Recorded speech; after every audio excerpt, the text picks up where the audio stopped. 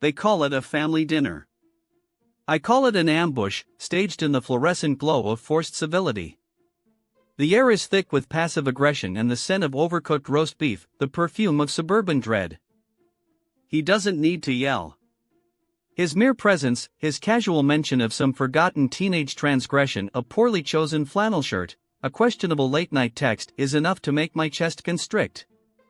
It's the psychological equivalent of being trapped under an antique ottoman. Grandpa arrived like a beacon from another time, a relic of genuine warmth in this meticulously curated nightmare. He is the only one who sees past the veneer, the silent witness to the slow erosion of our peace. My brother and I have become co-conspirators in the art of emotional withdrawal. We communicate in micro-expressions, knowing exactly when to deploy the polite silence shield. It's our last line of defense against the psychological onslaught. The pre-dinner conversation with Mom was a disaster, an explosion that left me feeling misunderstood, dismissed, and utterly alone in my realization of what abuse truly is. But Grandpa's face, his gentle worry, demands action. I know what this conversation will cost me. She will deploy the "you are too sensitive" card, and he will follow up with a dismissive chuckle that sounds like shattering glass. But silence is complicity, and I refuse to be silent anymore. I need to address this before we even cross the threshold of that dining room. The conversation must be direct, surgical, and utterly non-negotiable. No meandering apologies, no emotional pleading, just facts. His face shifts instantly from bored indifference to wounded entitlement. He doesn't argue the point, he attacks me.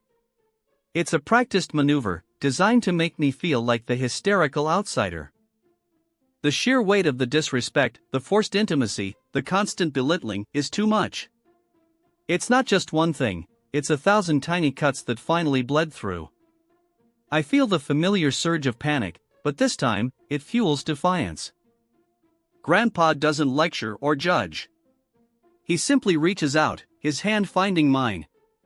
It's a physical anchor in the swirling chaos of emotional manipulation. His touch is solid ground.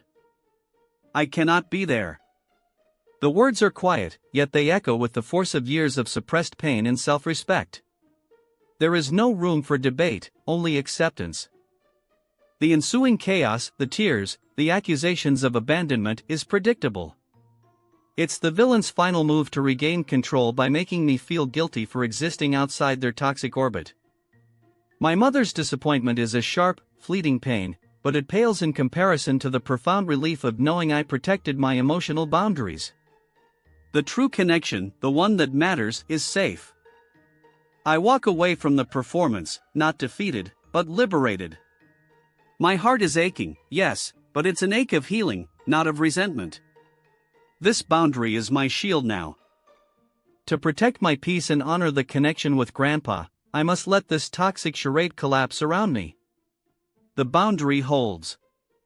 And that, finally, feels like victory.